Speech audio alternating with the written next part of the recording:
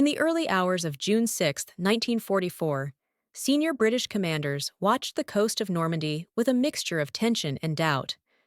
What was unfolding before them was the largest amphibious invasion in human history. Thousands of ships, thousands of aircraft, and tens of thousands of soldiers heading toward a coastline that Adolf Hitler had turned into a fortress. For years before this moment, many British leaders had quietly questioned whether American troops were ready for such a test. The British Army had been fighting the Germans since 1939. They had endured defeat in France, survival at Dunkirk, and brutal campaigns across North Africa and Italy. The Americans, by comparison, were newcomers, well-equipped, well-trained, but unproven. Now that question was about to be answered on the blood-soaked sands of Normandy. What British generals witnessed that morning would permanently change how they viewed their American allies. Now that question was about to be answered on the blood-soaked sands of Normandy. What British generals witnessed that morning would permanently change how they viewed their American allies. As American troops approached Omaha Beach, the situation rapidly turned catastrophic. German defenses remained largely intact. Machine gun fire tore into landing craft before ramps could even drop. Men drowned under the weight of their equipment. Units became shattered and leaderless within minutes. From offshore, the scene looked like annihilation. British observers feared their worst assumptions were being confirmed. But then something unexpected happened. Amid the carnage, a 51-year-old American officer stood upright and walked forward through machine gun fire. His name was Norman Cota, a brigadier general, an age when most officers commanded from the rear. Cota did the opposite. He shouted, he cursed, he physically pushed men off the killing ground and toward the bluffs. He reminded them that staying on the beach meant certain death while moving forward offered a chance. His presence cut through panic like nothing else could. Men followed him not because of orders, but because courage is contagious. British commanders watching reports from Omaha began to understand something crucial. American soldiers were not collapsing. They were adapting. While Omaha descended into chaos, Utah Beach told a different but equally revealing story.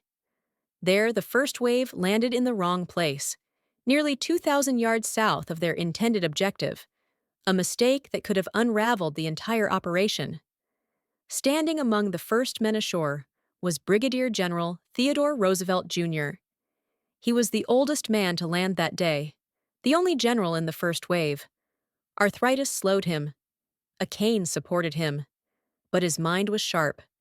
Instead of ordering a correction that would take hours, he made a decision that saved lives. He calmly assessed the terrain, looked at the map, and said they would start the war from right there. And they did. British officers reading the situation reports understood the significance immediately. This was not rigidity. This was leadership. As the hours passed, American units reorganized. Small groups found paths through German defenses. Naval gunfire adjusted. Air support returned. What had begun as near disaster turned into forward momentum. British commanders who had expected collapse instead saw resilience, initiative, determination under fire. This was not an army breaking. This was an army learning in real time. The change in perception did not happen instantly, but it was undeniable. Field Marshal Bernard Montgomery, who had often clashed with American counterparts, saw proof of what numbers and equipment alone could not show. Courage under fire. Leadership at every level. The ability to recover from shock. Weeks later, Montgomery would pin a British decoration on an American general. The gesture was symbolic but meaningful. It was an acknowledgement that the Americans had earned their place, not through industry or numbers, but through blood. The alliance that won the war was not built only in conference rooms. It was forged in moments like Omaha Beach, when doubt met reality. British experience and American momentum merged into something stronger than either alone. By the end of that day, no serious British commander questioned American combat readiness again. They had seen it with their own eyes. D-Day was not just a military operation.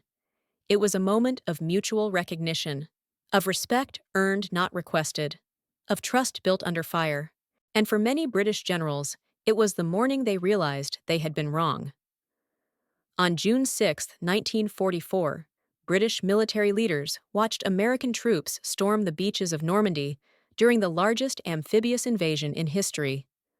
Many had quietly doubted whether soldiers who had never faced the Wehrmacht could survive such an assault. What they witnessed that morning changed everything. If you enjoyed this video, make sure to like, share, and subscribe to the channel. Let me know your thoughts in the comments. I'd love to hear from you. Share this video with someone who might find it useful. Comment below what you want to see in the next video.